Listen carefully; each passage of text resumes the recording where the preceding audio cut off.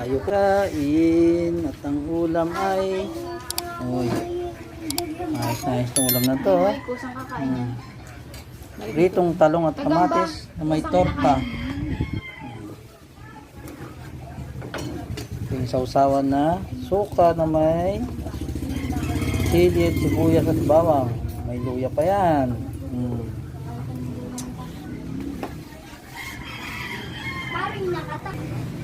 Kain po tayo. Na-mix ko na po sa may wagang sausawan ng ating kamatis na pinirito at talong. May kakaiba pang tortang hipon dito. Daming kanin. Sarap kumain ito.